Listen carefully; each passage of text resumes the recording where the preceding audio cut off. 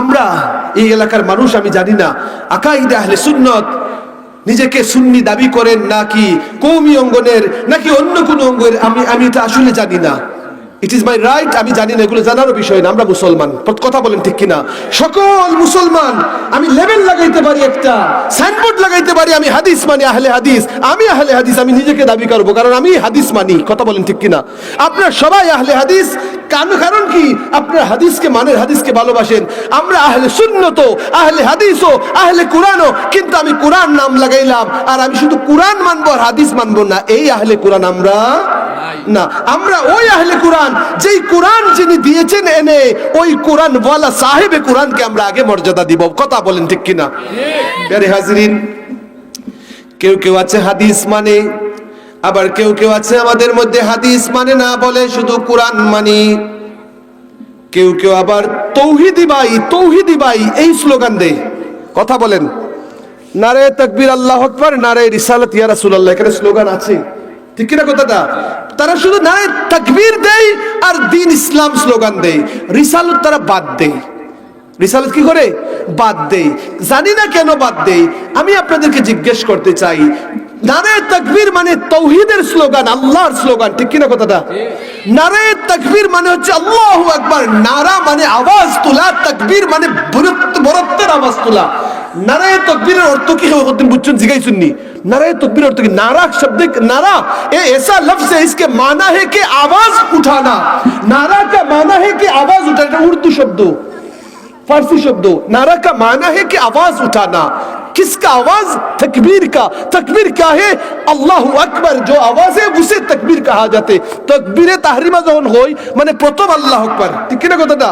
তাকবীর কবিরুন থেকে, তাকবীর শব্দ অর্থ হচ্ছে যে বড়ত্বের নারা, যেটা সেটাকে বলে তাকবীর। কেউ জিজ্ঞাসা না নারে তাকবীর এটার অর্থ মনে আজকে মনে বইলে উঠছেন আপনারা, মেবি কারণ এটা বুঝাইছেন, আমরা মুরব্বীরাও তো বুঝাইছেন না। নারা মানে আওয়াজ তোলা আর তাকবীর মানে বরত্বের, বীরত্বের, বরত্বের, মহানুভবত্বের আওয়াজ তোলা। নারা তাকবীর সবচেয়ে বড় কে? আল্লাহু আকবার। নারা তাকবীর সবচেয়ে বড় কে? আল্লাহু আকবার। এই ধ্বনি দেই। এখন এই আল্লাহু আকবার যদি আল্লাহ যে আকবার, আল্লাহ যে মহান, আল্লাহ যে আহাদ, আল্লাহ যে লাম ইয়ালিদ ওয়া লাম ইউলাদ, আল্লাহ যে ওয়া লাম ইয়াকুল লাহু কুফুয়ান আহাদ, আল্লাহ যে সামাদ, এই কথার এই বাণী যিনি আমাদেরকে বলেছেন, আগে তাকে মানতে হবে, আগে তাকে বিশ্বাস করতে হবে।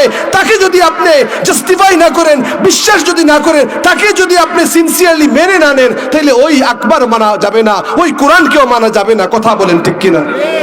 আরে আল্লাহ যে একজন, এই কথা কে বলছে? কোরআন বলছে না, ঠিক কিনা কথা? এবং কোরআন যে আল্লাহর কিতাব, এই কথা কে বলছে? মুহাম্মাদুর রাসূলুল্লাহ সাল্লাল্লাহু আলাইহি ওয়াসাল্লাম। একটা মাসালা বলে দেই। এই মাসালাটা হচ্ছে,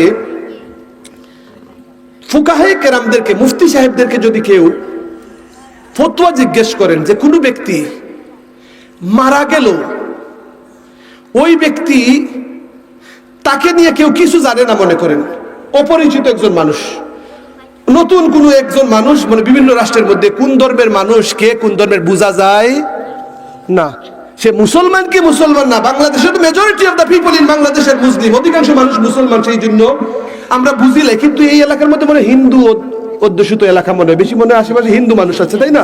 আমি দেখছি বিভিন্ন দোকানপাটের নাম।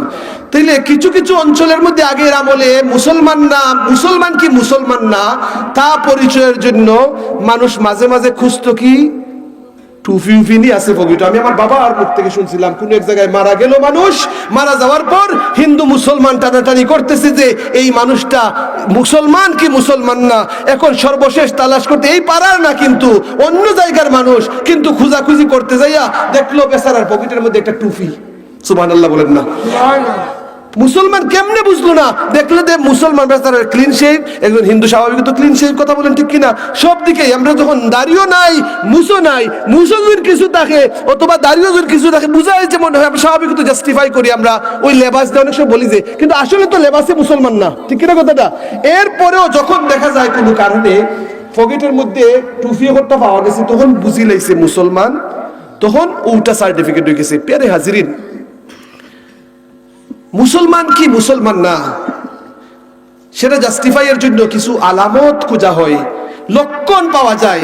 এই লক্ষণের মধ্যে একটা লক্ষণ কি, মুসলমানের মুখে দাঁড়িয়ে, আবার হিন্দু রবীন্দ্রনাথ ঠাকুরের মুখে তো দাঁড়িয়ে আছে, তাহলে দাঁড়িয়েও কিন্তু মুসলমানের পরিচয় মূলত না। কিন্তু একটা আলামত এমনও পাওয়া যায় যে আলামতের মধ্যে একটা, ওই যে মানে এটা তো আপনি দেখতে পারবেন না, খতনা কৃত কিনা ছোট বাচ্চা যদি না হয় তাহলে বুঝে নিতে পারবা তার করি খতনা না হইলে ছোট বাচ্চা তো বেশ কমই দিব। কিন্তু মুসলমানরা খতনা করে থাকে, খতনা করে কি করে না, কিন্তু আপনি তো এই অবস্থার মধ্যে এগুলো দেখতেও পারবেন না। সেই জন্য এমন পরিচিত যদি অবস্থা হয়, অথবা এমন একজন মানুষ আপনার পাশে অ্যাক্সিডেন্ট হয়েছে, তাকে চিনেন না, তার অবস্থা, আপনারা দুই শ্রেণীর মানুষ এখানে জমায়েত হয়েছেন, অথবা মুসলমানের হাতেই সে মারা যাবে, শুধু যদি ওই সময় বলে কেউ লা ইলাহা ইল্লাল্লাহ, লা ইলাহা ইল্লাল্লাহ বলছে, মুফতি সাহেবকে যদি ফতোয়া দেওয়া হয়, হুজুর উনার ব্যাপারে আমরা জানি না, আমরা কি শিওর বলতে পারবো যে হি ওয়াজ আ মুসলিম, সে ইমানের উপর মারা গেছে, সে জান্নাতি হয়ে যাবে? আমরা কি শিওর বলতে পারবো যে সে একজন মুসলমান?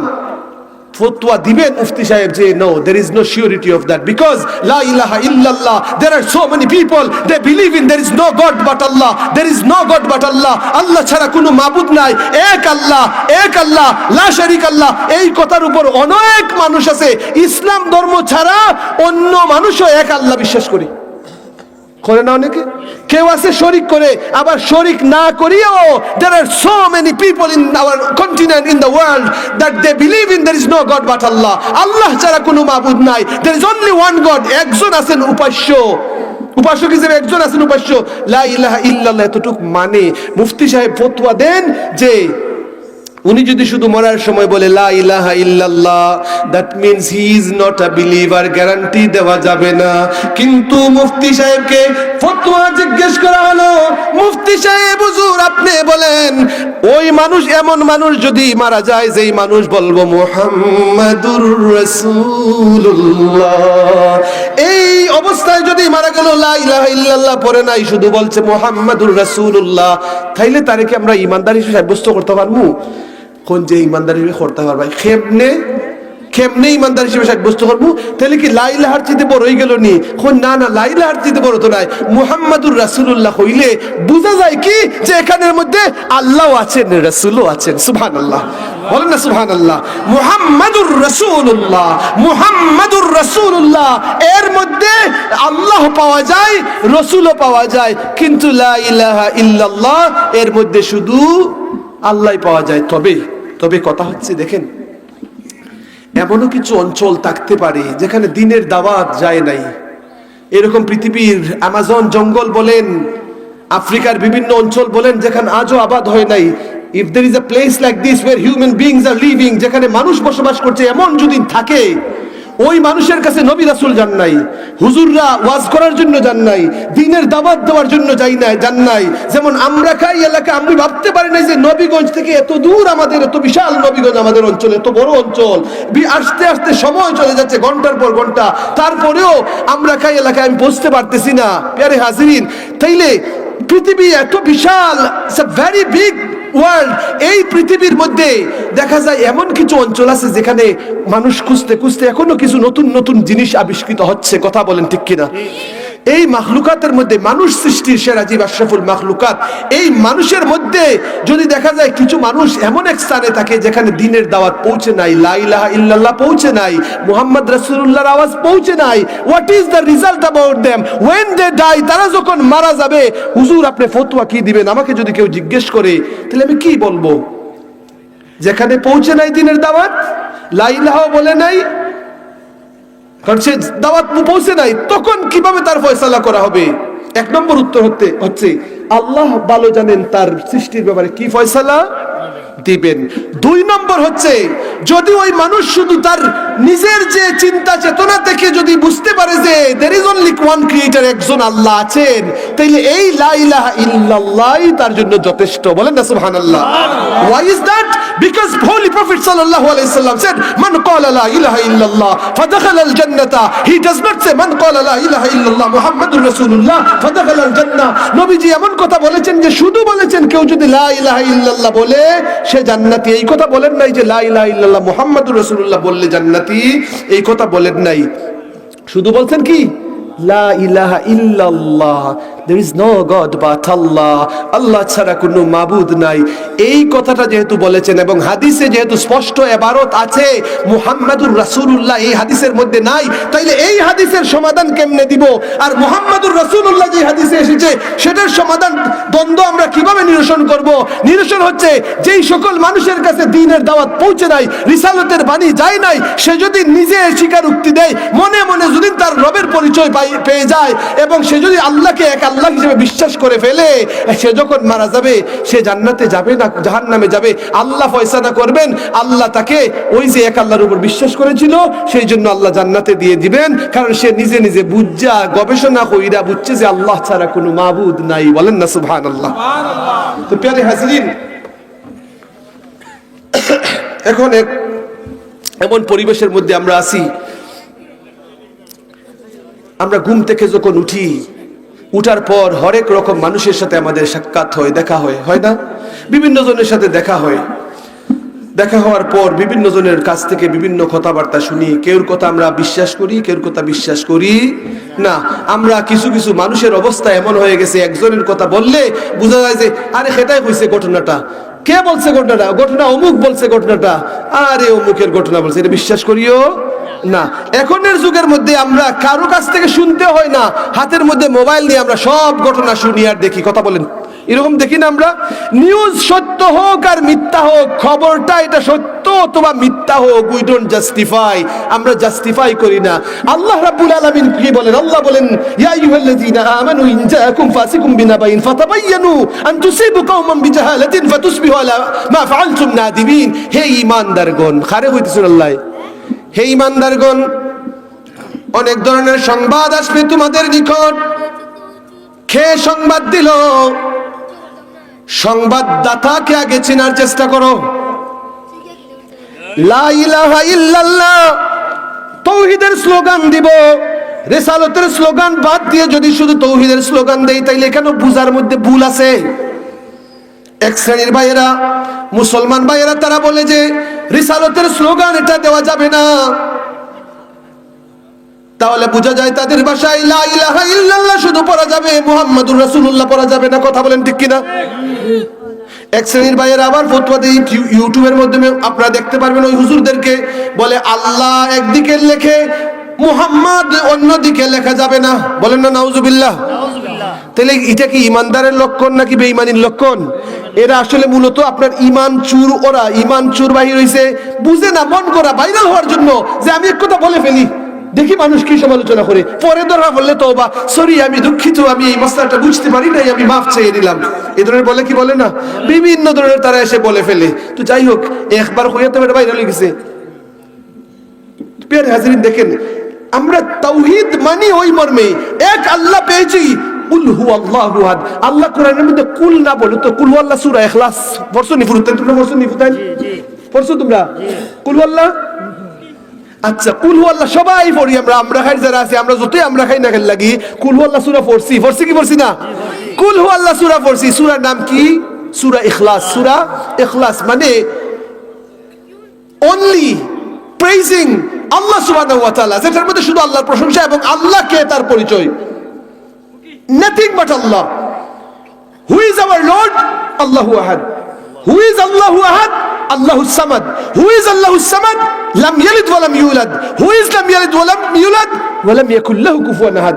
Ke Allah? Allah Ahad. Ahad ke? Allah Samad. Jini Samad tini Ahad. Samad ke? Lam yalid wa lam yulad.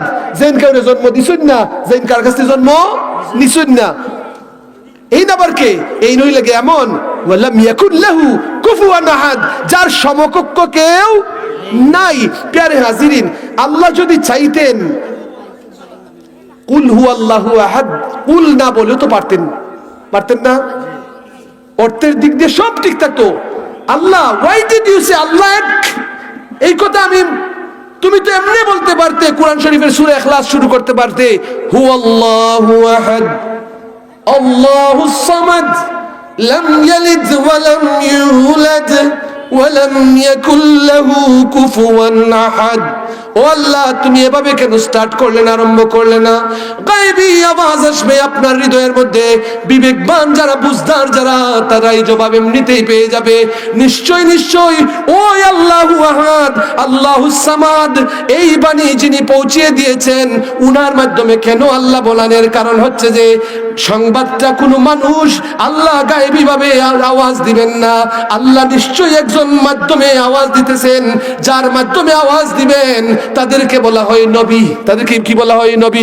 দুনিয়ার জমিনে যত নবী রাসূলগণ এসেছেন, যত নবী রাসূলগণ এসেছেন, তারা নিজ থেকে কোনো কথা বলেন নাই। বলেন না সুবহানাল্লাহ।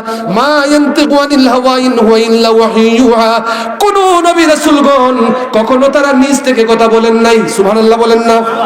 আল্লাহ বলাচ্ছেন নবীদেরকে দিয়া, আগে জাস্টিফাই করতে হবে, আগে মেনে নিতে, জাস্টিফাই আল্লাহ আগে মেনে নিতে হবে। যিনি কোরআনের কথা বলতেছেন তাকে আগে মানতে হবে, সংবাদ যিনি দিয়েছেন তাকে আগে বিশ্বাস করতে হবে। এটার নাম হচ্ছে ঈমান। সুবহানাল্লাহ বলেন না।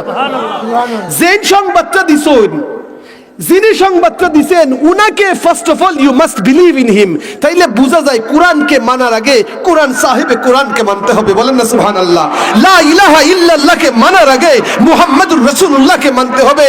আমরা যদি বলি নামাজ কয়ক্ত ফরজ, পাঁচক্ত, এই পাঁচক্ত নামাজ কোরআনের মধ্যে যদি আমরা পাই, আকিমুস সালাত যদি আমরা পাই, আমরা বুঝতে হবে যিনি বলেছেন আকিমুস সালাতের কথা, আগে আমরা উনাকে মানতে হবে। কথা বলেন ঠিক কিনা? প্যারে হাজিরিন, সেই জন্য আমরা যারা আছি আহলে সুন্নাত ওয়াল জামাতের, আমরা রাসূলুল্লাহ সাল্লাল্লাহু আলাইহি ওয়াসাল্লামের রিসালাতের স্লোগানও দেই, আমরা তাকবীরের স্লোগানও দেই। কথা বলেন। নারে তাকবীরও বলি, নারে রিসালাতও বলি। কেউ যদি নারে তাকবীর বলে না, নারে রিসালাত বলে না, পোস্টার লেখে হুজুর এটা ঠিক হইব নি, 1000 বার ঠিক হইব, 1000 বার কি হইব? ঠিক হবে। এটা একটা প্রথা চলে আসছে যে স্লোগান দিব পোস্টারের মধ্যে। আমি মনে করি যে বিসমিল্লাহির রহমানির রহিম যে পোস্টারের মধ্যে লেখা হয়, কোন পোস্টারের মধ্যে বিসমিল্লাহির রহমানির লেখার দরকারই নেই। এটা আমার একটা আইডিয়া, আমি একটা বাস্তব, আমি একটা বলছি আর কি। কেউ মানবে না মানবে না তাদের ব্যাপার। কিন্তু আমরা যখন, কারণ কি এই পোস্টার বিভিন্ন জায়গায় মানুষের পায়ের তলেও পড়ে, বিভিন্ন জায়গায় পড়ে, সমস্যার মশা বানতে যাইও এগুলা ব্যবহার করা হয়। ঠিক কিনা কথাটা? এই বিসমিল্লাহ বাংলাতে যদিও লেখা আছে, বিসমিল্লাহ যে আরবিতে লেখা হতে হবে তা নয়। বিশের হাফির ঘটনা শুনেছেন, উনি এত বড় বুজুর্গ কেমনে হলেন? শুধু বিসমিল্লাহির রহমানির রহিম লেখাটা জমিনে পাইছিলেন, ওই লেখাটার উপরে একটু তাজিম করছিলা, ওই তাজিম করার কারণে বিশের আল হাফি উনি কে সুলতানুল আউলিয়া হয়ে গেলেন, বড় একজন আল্লাহর ওলিতে পরিণত হয়ে গেলেন। বড় করে বলুন সুবহানাল্লাহ।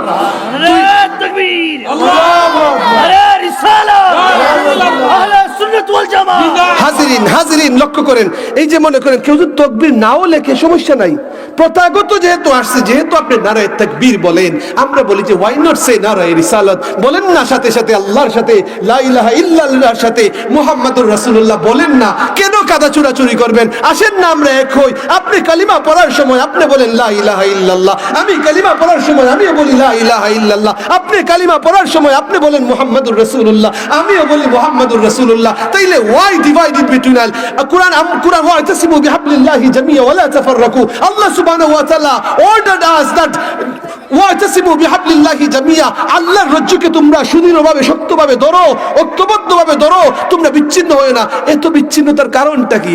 কারণ কিছু আছে। কারণ কি জানেন? যে দুই সাপ এক কানের মধ্যে বইলে কি তো জানেননি, সেটা বড়, বুঝছেননি? এই আমিত্বের কারণে মুসলিম উম্মাহ, উলামায়ে কেরাম, উলামায়ে আহলে সুন্নাত আমরা এক হইতে পারতেছি না। আফসোস, না জানি কোন দিন আমাদের মধ্যে সেই সুন্দর দিন আসবে যেদিন সাহাবায়ে কেরামদের মত পার্থক্য থাকতে পারে, কেউ এটা পছন্দ করতে পারেন, কেউ ওটা পছন্দ করতে পারেন, কেউ একটা অপিনিয়ন দিতে পারবেন, but why not come as a unity? ঐক্যবদ্ধ কেন আমরা হই না? যদি ঐক্যবদ্ধ হয়ে যাইতাম, সব আহলে সুন্নাত ওয়াল জামাতের মূল আকাইদগত আমরা যারা আছি এক যদি হতে পারতাম, তাহলে সমাজ সুন্দর হয়ে যেত, এই রাষ্ট্র সুন্দর হয়ে যেত, দেশ সুন্দর হয়ে